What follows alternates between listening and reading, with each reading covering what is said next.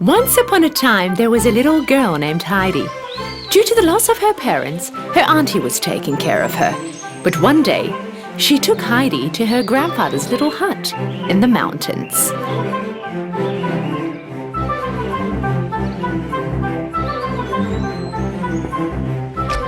Grandfather Elm was a grumpy old man who lived in a small hut on the Alps. This was the first time that Heidi saw her grandfather. Telling him that she had found a job in another city, Heidi's aunt left Heidi with her grandfather and returned to the city. Grandfather Elm, who was used to living an isolated life away from people, was actually glad that his granddaughter was there, but did not show it to Heidi. The old man prepared a nice cozy bed in the attic. Heidi loved her grandfather from the first sight, and happy times were about to begin for her in the mountains. When she woke up in the morning, she was introduced to her grandfather's very big dog, Joseph. Heidi loved Joseph. Then one day, when she was hiking on the hills, she met Peter the shepherd, who was grazing his goats on the meadows. I haven't seen you around here before. Yes, I just arrived. I'm going to live here with my grandfather from now on. In the following days, Peter started to take Heidi with him to graze his goats in the meadows. They started to hike together in the mountains. Everything was so new and exciting for Heidi. She learnt a lot from Peter about how to be a shepherd. Even though he didn't show it much, Grandfather Elm loved Heidi very much. Running around and having fun on the fields all day long, Heidi was very happy, but she also never forgot to help her grandfather with the housework. And one of her favourites was to bake little bread in her grandfather's wood oven. She used to take the bread she made to Peter's grandmother, and Peter's grandmother would give her fresh goat's milk in return. One day, summer was over and it was winter time. When Peter started to go to school, Heidi was left alone and eventually got bored. She was really upset that she was too small to go to school like Peter. One day, Heidi's aunt came back to take Heidi to the city. She was going to get homeschooling and work. Grandfather Elm was very upset at first and did not accept it, but when he thought about it, he realised that it would be best for Heidi to stay in the city and learn to read and write.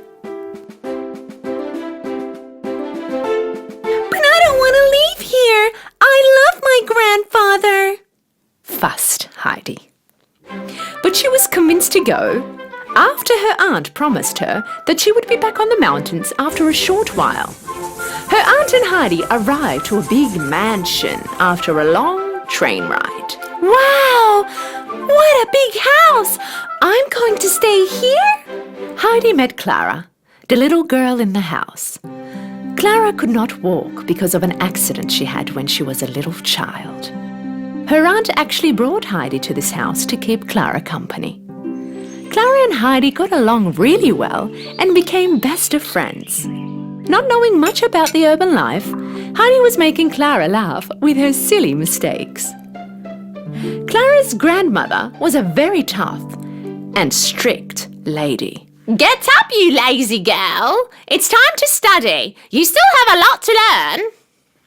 Clara's grandmother was trying to teach Heidi a lot, from how to sit and stand up properly and how to use a knife and fork at the dinner table. And Heidi was even dressing like the ones who live in the city. But she wasn't feeling very comfortable in these dresses. Clara also helped Heidi to learn to read and write.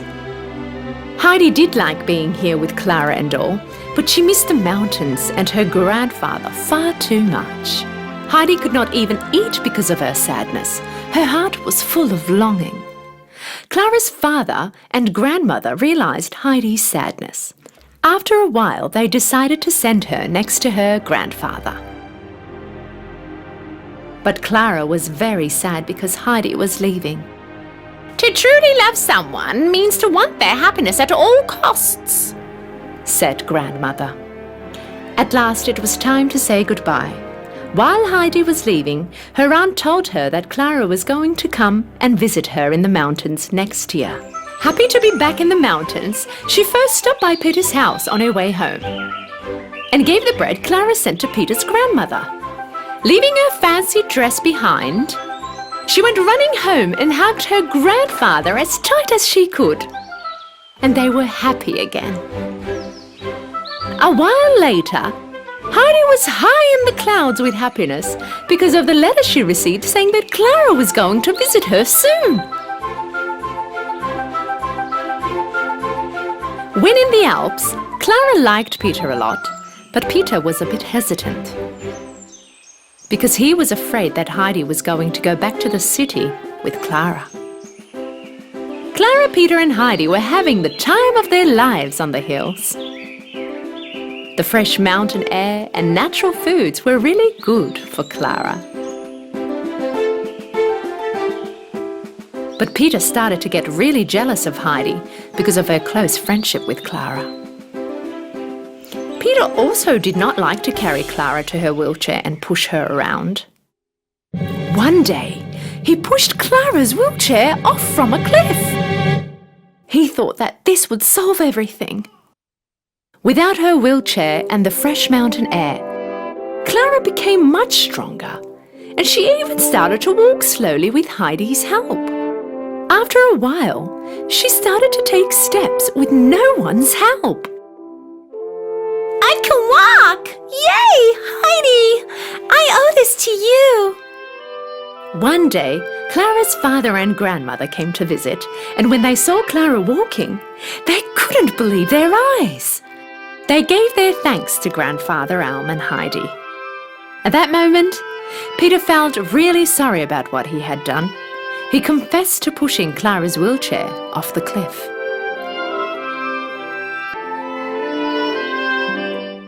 I apologize to all of you. What I did was so very wrong. We forgive you, right, Clara? Even though what you did was wrong, we are all happy that she's walking now.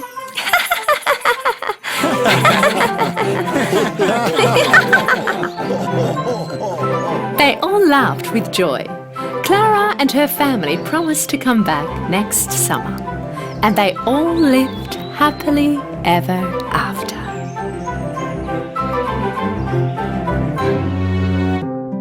A long time ago, in a small town, there lived an old toy maker named Geppetto.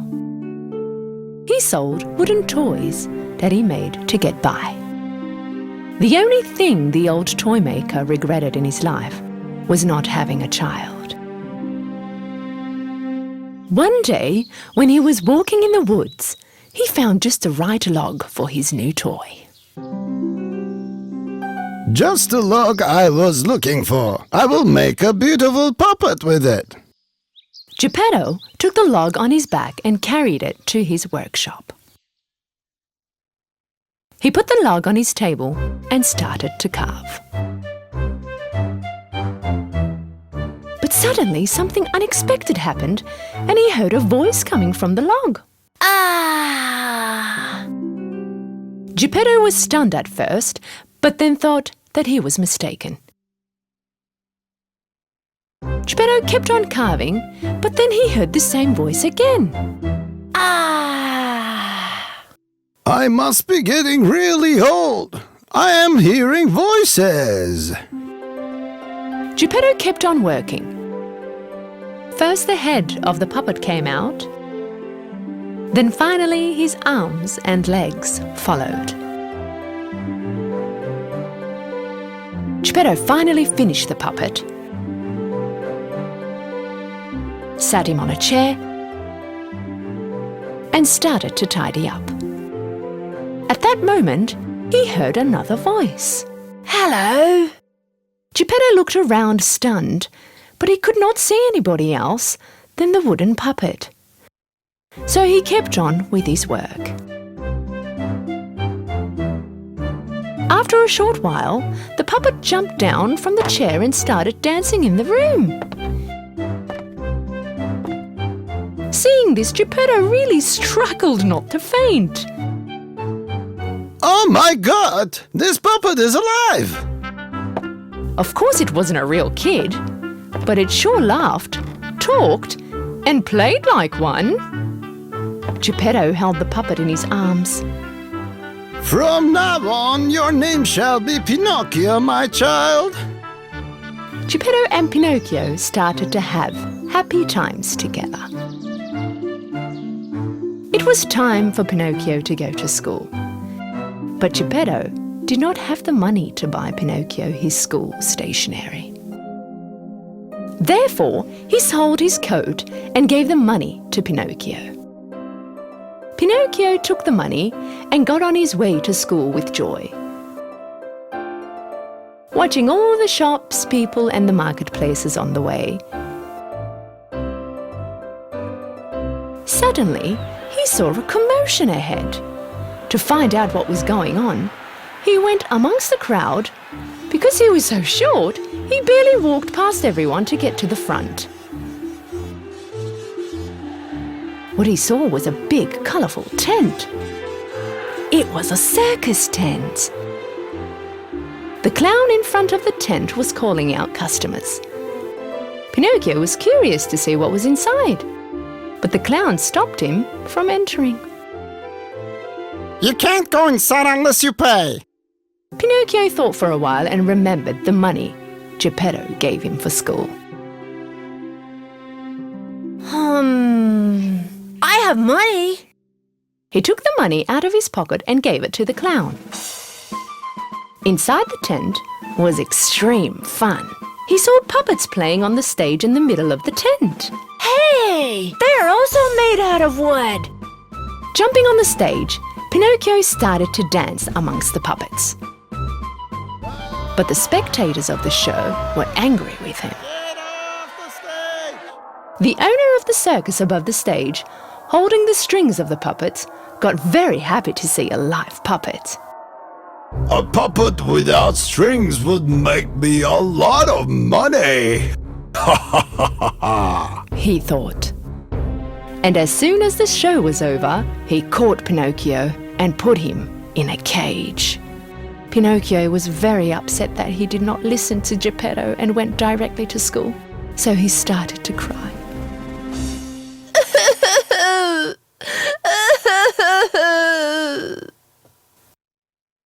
Seeing how regretful Pinocchio was, a fairy appeared right next to him. You should have done what your father told you to do, but I see that you are aware of your mistake now. That is why I will save you, but don't you ever do the same mistake again. Pinocchio was very happy. He wiped his tears away. But I have no money. How am I going to go to school now? The fairy cast a spell and money appeared in Pinocchio's hand. Do not waste this money. Go straight to school. The fairy took Pinocchio out of the circus. Singing with joy, Pinocchio was on his way to school once again. La la la la la la la la la la la la. Seeing Pinocchio joyfully singing, the shifty fox and his friends, the cat, cut Pinocchio's way. And they made a plan to take away Pinocchio's money.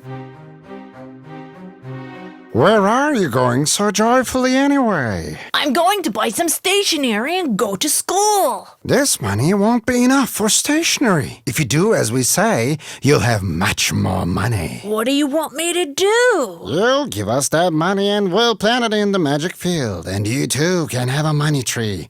You can go and pick the money up whenever you need. The naive Pinocchio believed everything Fox had said and gave away his money. Taking away the money, the fox and the cat quickly got away. Being left alone, the fairy appeared next to Pinocchio again. Why aren't you still at school? Did you get the stationery with the money I gave you? Actually, the fairy knew that he gave his money to the fox. She warned Pinocchio. Don't you lie to me, or I will punish you. Pinocchio did not listen to the fairy and lied anyway. I bought the stationery but left them at school. As soon as Pinocchio finished his sentence, his nose started to grow. Are you telling the truth? As he told more lies, Pinocchio's nose kept on growing and growing. At the end, he couldn't even move his head. But how? What is going on? Finally, he realized his mistake and told the fairy all about what had happened. Seeing that Pinocchio had taken the right path, the fairy brought his nose back to normal. I am forgiving you because you told the truth. With another spell, she gave back the money the fox had taken. And she once more warned him not to waste any more of his money. Holding the money in his hand, singing along, Pinocchio started to walk again. But this time round, he was facing another type of danger. The circus owner that had captured him was standing right there before his eyes. Because he had gotten away, the circus owner was very cross with Pinocchio. He wanted to punish him. He caught Pinocchio and threw him in the sea. When Pinocchio fell over into the sea, he did not sink. He stayed afloat on the water because he was made of wood. Pinocchio really liked this feeling and started to swim by moving his arms and legs. And it all happened while he was swimming to the shore. Hey, what's going on? Where am I? Pinocchio suddenly found himself in a dark place. He looked around but could not see a way out. Actually, Pinocchio was swallowed by a giant fish, and now he was sitting right in the middle of his stomach. Meanwhile, Geppetto was worried about Pinocchio, and he went out to search for him. Pinocchio! Pinocchio! Finally, he had reached the shore where Pinocchio was thrown in the sea. He asked the fishermen whether they had seen his son or not. One of the fishermen remembered the boy Geppetto was asking for, and he told him that he fell down in the sea. Geppetto asked the fisherman for help. Knowing how good a person Geppetto was, the fisherman could not refuse to help. And so he gave him a small boat to save Pinocchio. Geppetto jumped on the boat and sailed to the sea. After a while, suddenly a big storm had begun. The small boat could not handle the big waves anymore and collapsed. And Geppetto found himself in the middle of the sea. Geppetto was old and also did not know how to swim, so he started to sink deep into the water. Right at that moment, the giant fish which had swallowed Pinocchio also swallowed Geppetto. Geppetto slid down the fish's throat straight into his stomach, and he heard the crying voice of a child.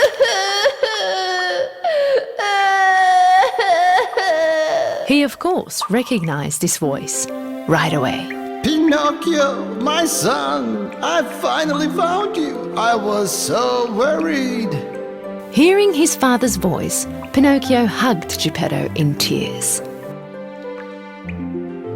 I'm so sorry I didn't listen to you, Daddy. Forgive me. I will always do what you say.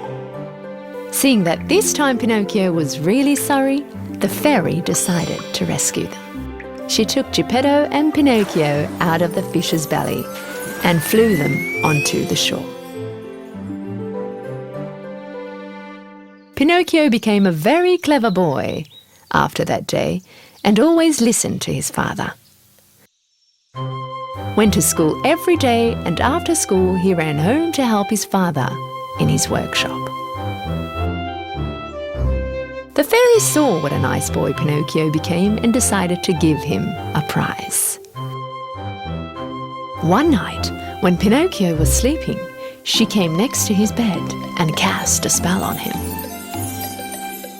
In the morning, Pinocchio woke up to get ready for school, as always. Just as he was getting out of bed, he realized that something was different. First, he looked at his hands and then to his body, he was shocked. He was not made of wood anymore. He was a normal boy, right in the flesh. He jumped with joy from his bed and ran next to his father. Daddy! Daddy! Look at me! Seeing Pinocchio as a real boy made Geppetto very happy. Finally, I have a real son. Father and son, they hugged each other with tears of joy. Pinocchio never lied again, and his nose always stayed where it was.